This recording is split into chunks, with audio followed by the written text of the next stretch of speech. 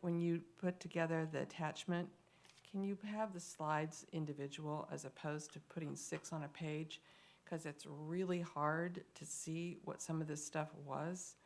And as I tried to enlarge things to look at it, it became very grainy, and so it was very hard to look at anything.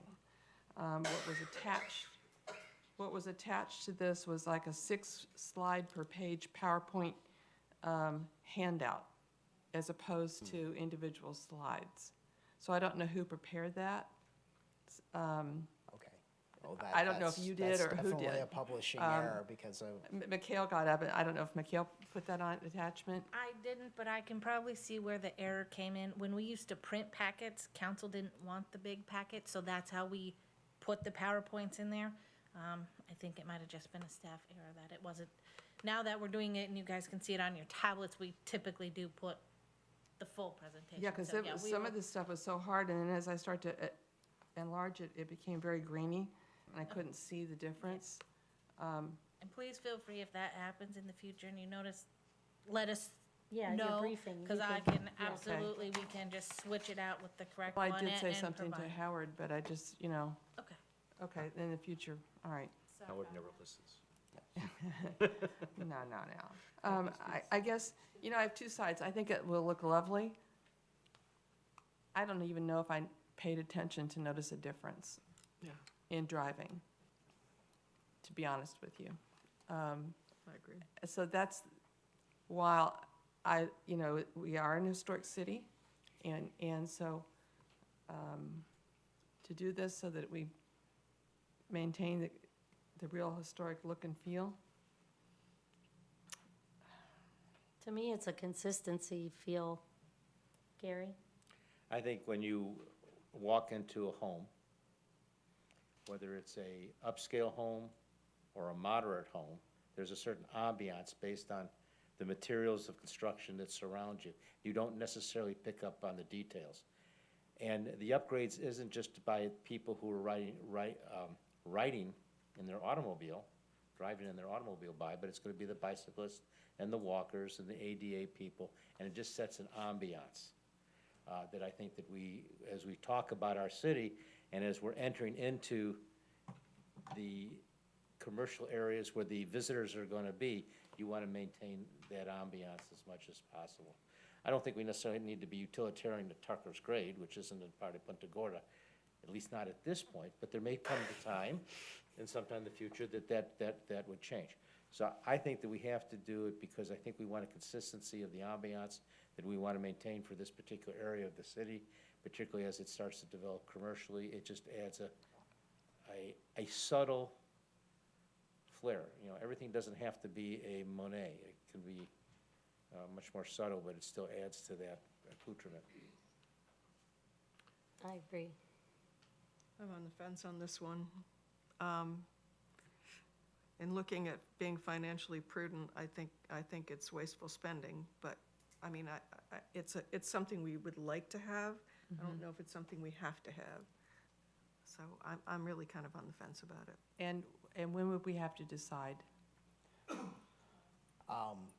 basically now, FDOT is in the design process, and they need to know sooner rather than later.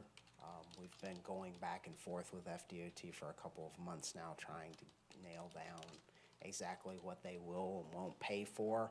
Initially, they were saying that they were providing standard fixtures for all of them because they cannot procure the exact same replacements.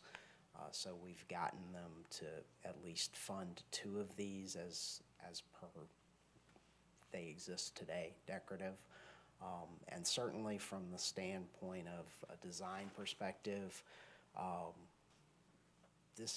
these decorative features, if this was a car-only place and there were no sidewalks and there was no reasonable expectation of people walking around, I would say you're wasting your money to do this.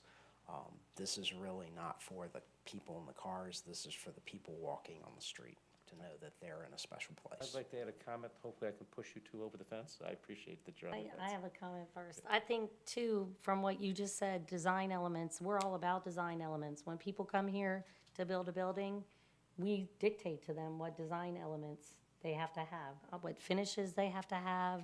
We're very particular about that. So as a city, if we want the people doing business here to do it, we sometimes have to step up and do it as well.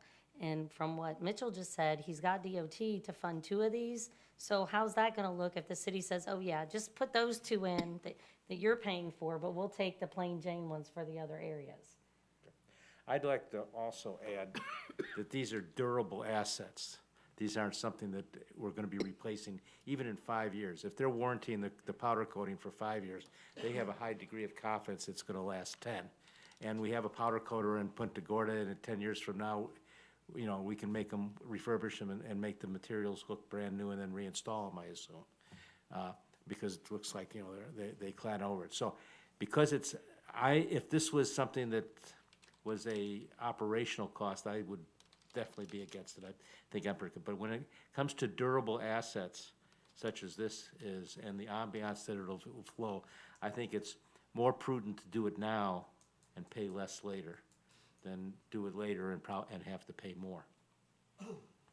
Well, we have to decide now whether or not we want to do it. So that's why I think we should do it now. Okay, we need a decision. So what fiscal year does this money come out of the budget? The project is currently funded in FDOT for construction in FDOT's year in fiscal year 2020, which begins in July. Given the way that FDOT projects are done, it would probably be our fiscal year 2020 before we would be required to provide the funding. Which gives us time to plan for it. So I would like to propose that we go forward with the decorative features. What are the light fixtures, or the mast arms like coming in the rest of our historic district? In the This rest, is just, this is just on 41 northbound. So there is a mixture, if you look at all of the signalized intersections, some of them are decorative and some of them are standard. And it really is dependent upon, over time, since the 1990s, the city has, at various points in time, funded those extra enhancements. So Marion Avenue has those. The pole at Taylor and 41 northbound, that's actually black. It's not powder coated, it's just been painted black at some point, but it's not a decorative fixture. So it's really a hit or miss proposition as to what the fixtures are around town. But there are several on 17 and on 41 that are already decorative outside of this project area.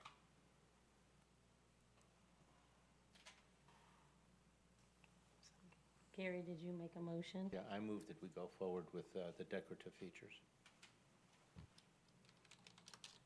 I'm not sold. So it dies for lack of a second.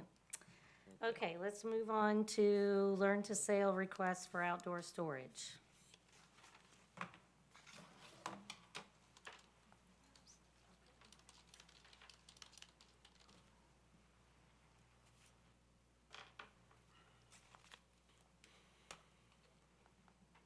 Good morning, Lisa Hannon, zoning official. Staff was approached by the Learn to Sale folks regarding some storage issues that they have. The fire marshal, state, and I believe the city also came in. They have some storage of fuel containers and equipment that are gasoline powered, have been in the hallway there at the YMCA Bayfront Center. They've been told they have to remove them and find some outdoor storage for it. This is the proposed shed that they have looked into, and this is the site. This is a little bit better area. The issue of the site, it is facing the street on West Retta. I know we had a long time discussion about the docks and now this, and We do have a representative here, so. Oh, good. Let's let them have a go at it. My name is David Blair. I'm Vice President of Learn to Sail. Excuse me. We are under an absolute mandate to do this. We cannot store flammables inside the building. We thought we might attach the shed in an inconspicuous place against the wall of the building, but the fire marshal says no.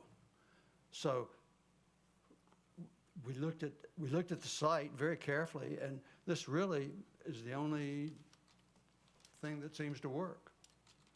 Why do you have to store that stuff why can't you bring it when you need it? Why does it have to be stored at the center?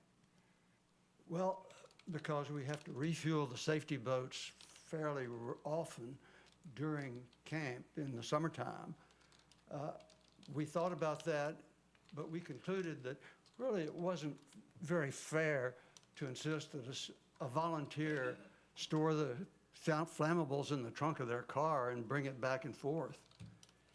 So we thought this was the solution, and we will, of course, pay for the construction of we will construct the shed ourselves and get it from Ace Hardware, so. I mean, I just have an issue with the line of sight from the neighborhood, because like we talked about with the docks, which were more to the back of the building, still it's gonna be on the Harbor Walk when that's all connected.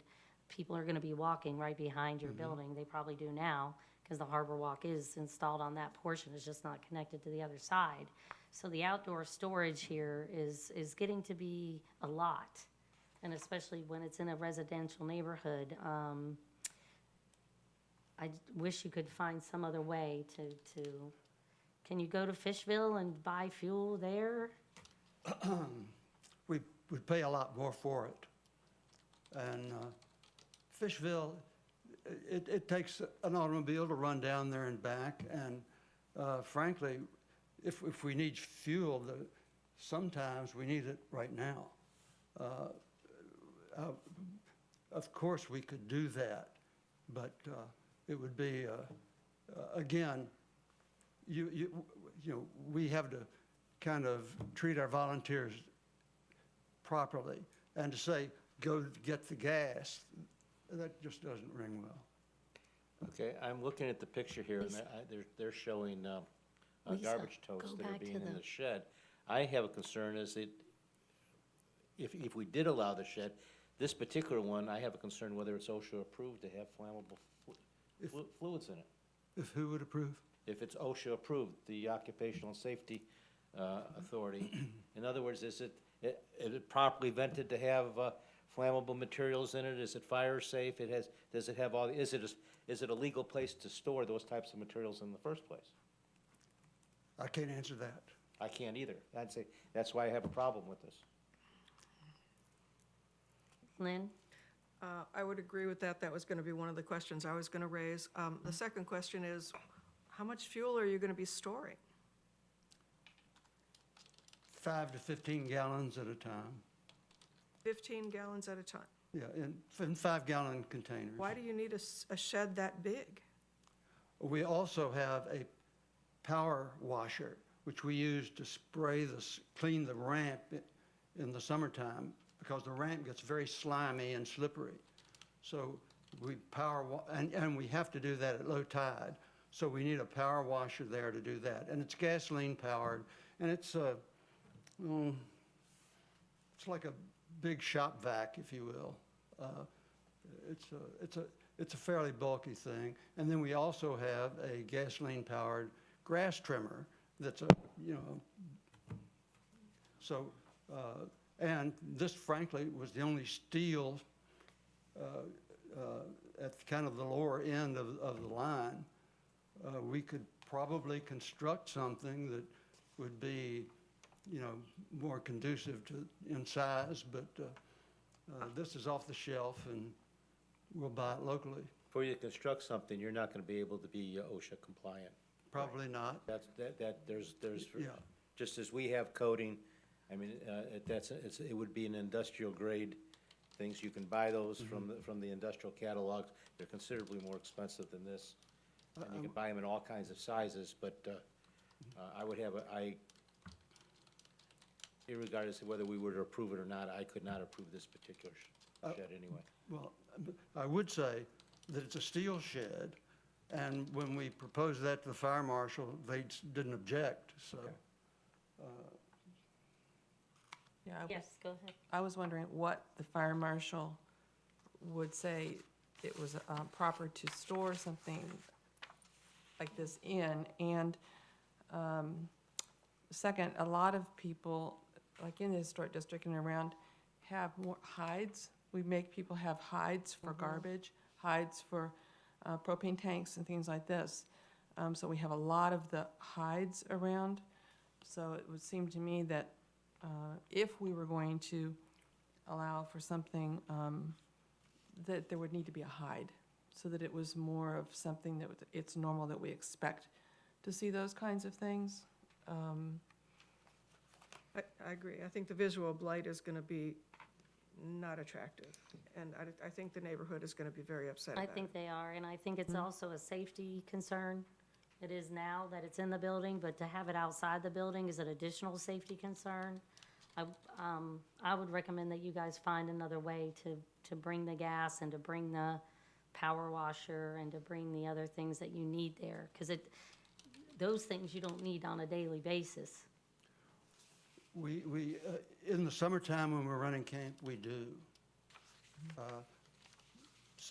But in the summertime for June, July, and August, we will have to store them on site. I think it's well, as I said, we have no paid employees. They're all volunteers. And they have a full plate during summer. And to put them in the fuel business, I just think is, well, we will have difficulty with that. And if we don't have volunteers, we have no program. I understand that, and you guys do an excellent job, but with this shed, it's just, I would say I did discuss it with one neighbor who said she had no problem whatsoever. And then she directed me to discuss it with staff. so what is your pleasure?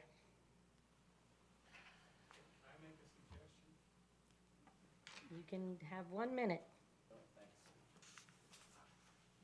Could you go back to the picture where you move the, Yes, state your name, please. Don Sabatini for the record. Is there a way that you could take the existing structure that's there and just make it look the same, only longer, and then put that building inside of it, so it's not standalone?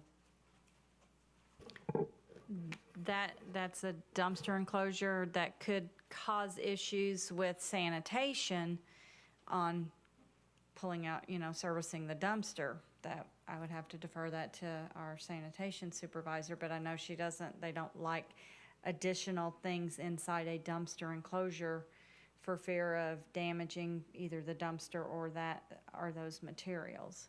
I would be very concerned with having fuel in those containers and being adjacent to the dumpster as well. I would be very concerned with that. Well, maybe that's something that could be explored, though, to make another section of that, separated by that wall. I mean, it's gonna take some construction. But We it thought would- about It would that. be compatible with what's there and with the Yes. building. We thought about simply building a cinder block enclosure. But I thought, well, that's gonna, the city would probably have to do that. And I don't know, I don't think the city would be, I don't see the city doing that. Gary? I'm just looking up the OSHA rules. Well, There would be an aesthetic problem because they need to be in cabinets that are painted bright yellow with big signs that say flammable fluids and so forth on them. Because this isn't a private residence, this is a public building, so this is not a person's house. Right. And so we have to be compliant to those types of things from I would assume, from a legal standpoint and liability standpoint. David can bear me out if I'm right or wrong. We wouldn't We have to do that at storage, at Public Works and so forth. We're just not putting gas cans in lockers that aren't approved appropriately, and we would need to be able to meet those requirements. So even what you're proposing here doesn't even come close for that consideration at this point in time. That doesn't mean there couldn't be ways to be worked out, but what we're seeing here is not something that I could go with.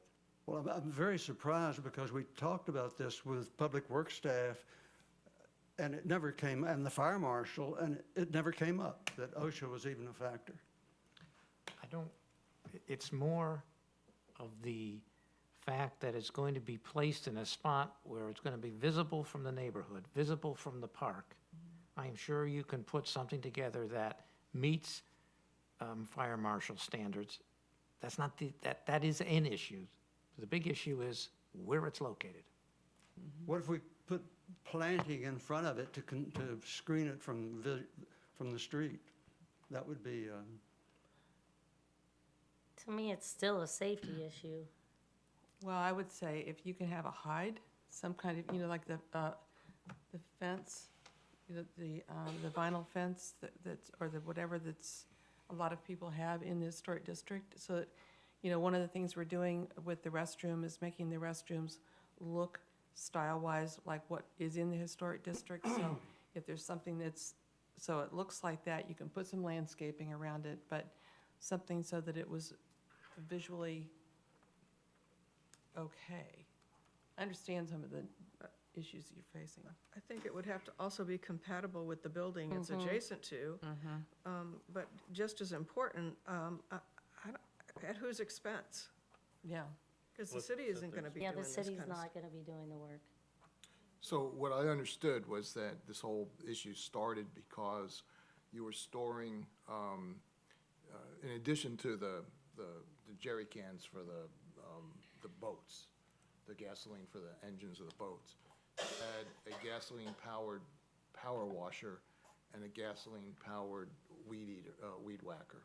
correct. So, and those could not be stored inside because they were gasoline-powered. Correct.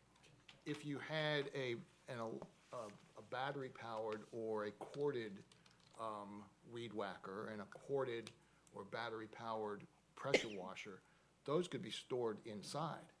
And so you wouldn't have to worry about that aspect of storage. And then you're left with just storing, where are you going to store the jerry cans for the boats? And that would be a much smaller storage requirement, one that could even be just stored on the boats, I suspect, with security. So I don't know if you've investigated that as an alternative. Electric-powered weed whackers I know are on the market. I'm not sure about pressure washers. I have one. Yeah, we have I have one. one. That, my personal pressure washer is electric powered. Would it give you 4,000 PSI?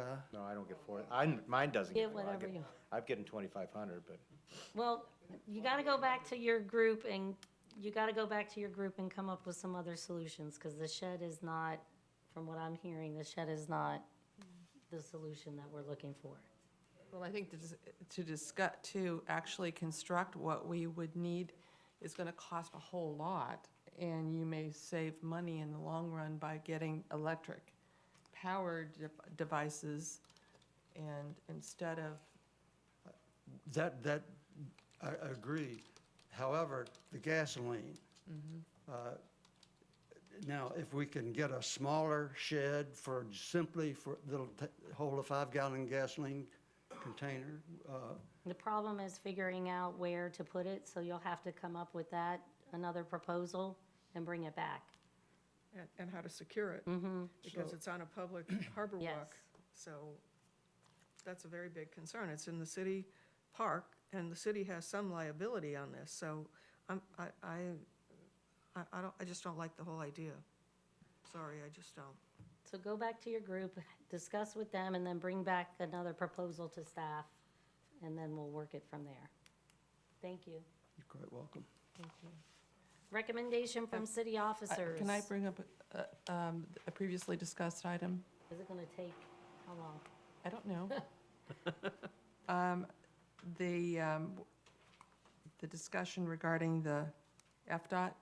Oh, I thought you meant for the shed. I thought. No, no, no, no, no, Where are no. we going with the, No. with the shed discussion? No, the You threw FDOT, me as there. we've been sitting here and I've been thinking about, it came, what I had forgotten about was, we have an item on it's on our local option sales tax, partially funded, I think, or maybe, but it's to replace some mast arms. There's some lights. There are 4 lights on northbound 41, and there are 4 on the southbound 41 between the bridges and Marion. But I know the owner of the 4 Points for years has been saying, can you please replace these standard light posts, and please replace them with the historic-looking ones that are on the bridge and are on the rest of the downtown. And so I think it's on the schedule to be replaced at some point in a future year. We're waiting for us to have the money to somehow do that. And so as much as it's a priority for the business owner to have something like that, it made me think about as you talked about the consistency, that perhaps the $63,000 is a small amount for us to at least initiate something where there's, in the historic district only, that there's something. And so I just want to enter that into the conversation, because it's kind of, as I thought about, the business owner was really asking for something. I haven't had anybody ask me for the actual intersection, but it made me reflect on that. And so So, I guess, do we want to make another motion, Gary? Yeah, I would like to move that we move forward with the decorative items that we were discussing for the lighting. and I'll second it based on the fact of business owner input on lights. Okay, so we have a motion, a second, to approve the decorative additions to the mast arms. All in favor? Aye. Aye. Opposed? Aye. 3-1. Well, I'm glad I could push you over a little bit. Well, I I thought you were understand. going to the shed, and I was like, oh my God, we're no, gonna I keep just. talking about I it. understand. It's, I understand. That was a good discussion on the shed, though. That was good. Okay, recommendation from city officer, city manager, Nothing else? city attorney, Nothing further, thank you. city clerk. Just a few board items, so Oh, under vacancies. I'm sorry. Just to bring to your attention, Howard and Mikhail, have you distributed my memo on the derelict vessel? Yes. yes. Okay. Deborah Draft, yes. Are we allowed to send that to any, is it a public record? Yeah, sure it is. And Okay. I think that in the absence of any objection from the city council, probably what we'll do is move forward with the sticker that goes on the boat to start the 5-day notice. And then where we go from there, we'll need to come back to the city council for anything that's going to require the expenditure of funds. I just have one question. Regarding the memo, it appears we've made numerous attempts to send certified mail to these folks. Right. I also have heard that the gentleman has passed away. We have believe heard that. Well, I found an obituary online for him, so he did die in December. But I guess more importantly, if we have made attempts to contact them and we haven't been able to contact them, they don't even know what's going on. Well, we have, how do I say this? Go ahead, Mikhail. We do believe that the Coast Guard attempted to make personal contact with the property owners at the very beginning and was unable to do so at the unit in Marco Island.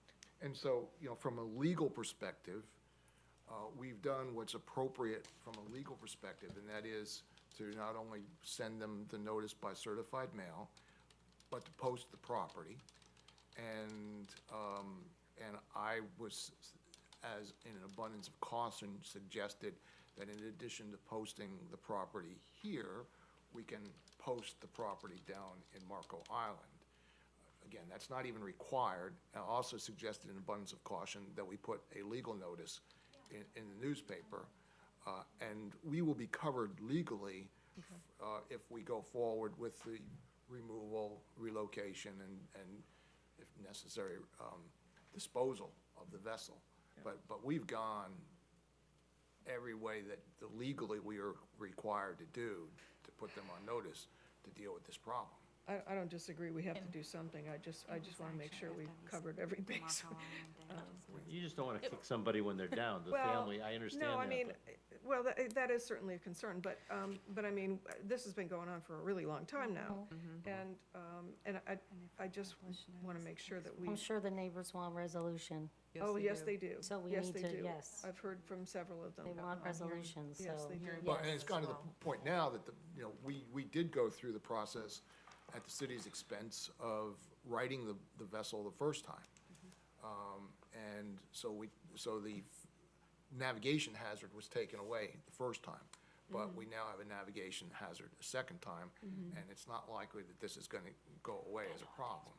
So, we're taking the steps that are necessary under the statute, to ultimately resolve the situation. It's an But, unfortunate thing. I've gotta do- Clarification, it was FWC that went to the Marco Island property. And also, the boat is not registered, so we're not even sure it belongs to the upland property owner. There may Yeah. have been There- someone moored up there. We don't know all the facts, so that could be We why. have, again, we hear that it might be owned by a son, but we don't even know if that's true. That's what I was told. It's attached to the dock. The dock is attached to the upland property. So, and we have been citing the Mrs. Gorman as well, not just the deceased. The property has been on the vacant property has been on the market for sale. Yep. Taxes are delinquent. I looked at, you can no longer look at them. There was a tax, it's going through a tax sale stuff too. Okay, So well, there's- that's, that was new, we just looked. So we're gonna sticker it and keep moving to clean it up. well, we're gonna sticker it and then come back to you after If we get there's the expenditure of costs funds. associated with the removal, and I don't know that anybody wants the boat. We've, when Cito came to deal with it the first time, they had no interest in, and we can make an effort to see if anybody wants to buy it. But more than likely, what we'll be doing is coming back to you with a cost estimate for the cost of pumping it out so that it can be taken out with a crane, put on the upland property, dismantled on the upland property, and disposed of by an appropriate refuse company. And when we get all those costs together, we'll come back for you for direction and approval. It will end up being a lien on the property, so whoever is gonna buy that property will have to clear that lien. And it's a lien on the property as well in Lee County, Collier County, sorry.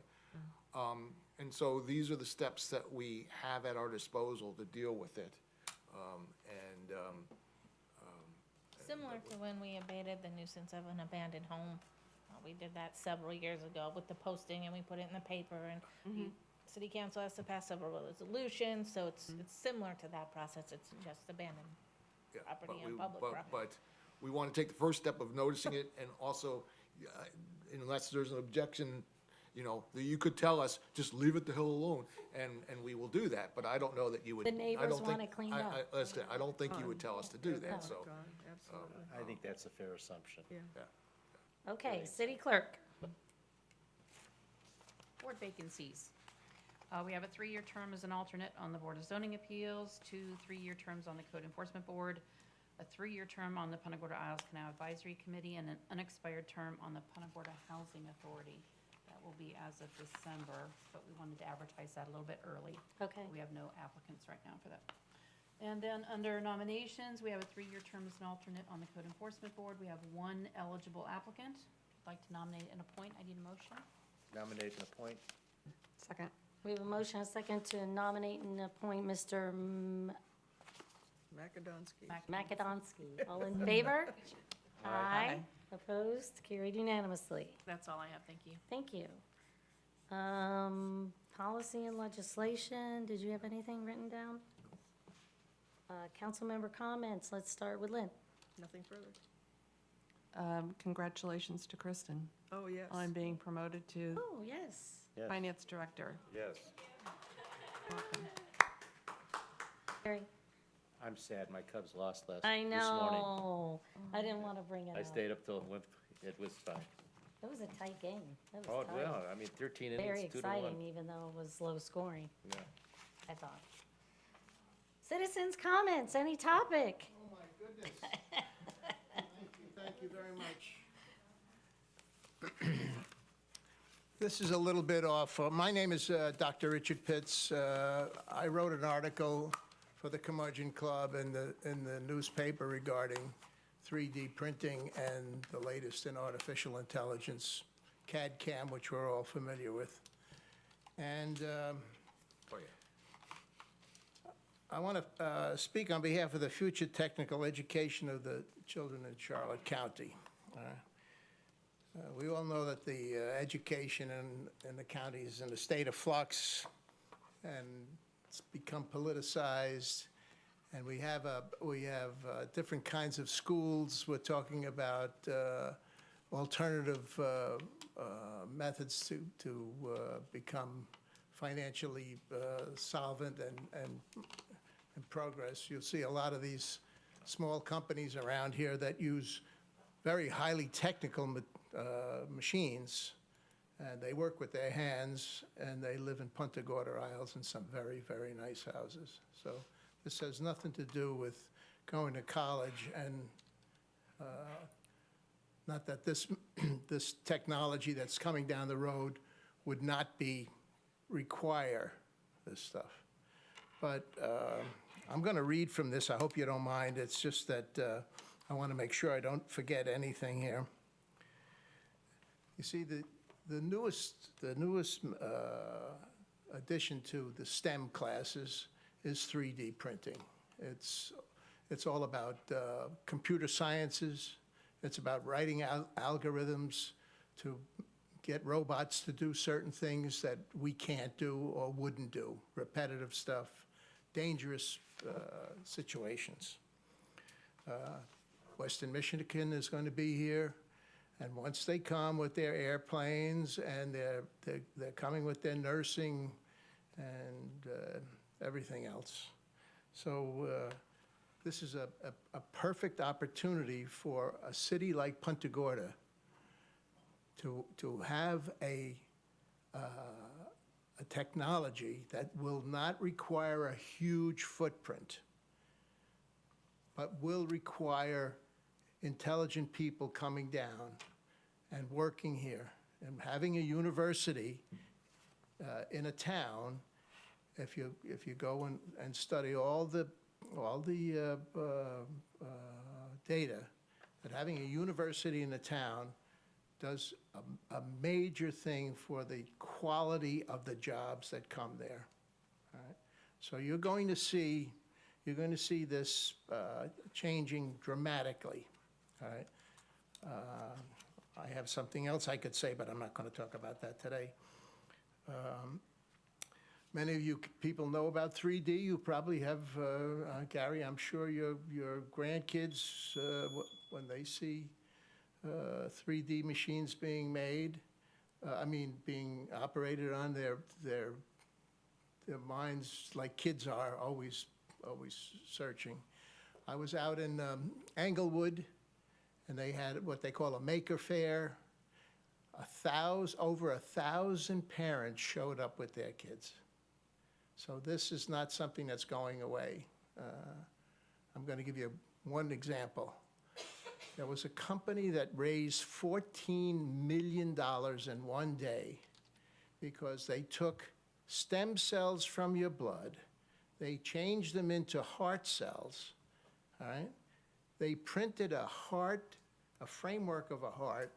They seeded the framework with these progenitor cells. In 6 weeks, the cells turned into heart cells. Another 2 weeks later, the heart was beating. all right? Now, if you start looking at stuff like this is just mind-boggling. $14 million. I would guarantee you that in a year or so, or 2 years, it'll probably be 30 or 40 million, and in 5 years, we won't have to harvest hearts, we'll be making them. I mean, it's just, that's where it's going, all right? Okay. Wrap it up. Yeah, I am going to. We talked about, I'm going to get to the point, we talked about having a use for the old library. And there were 14 different people came out and spoke to it.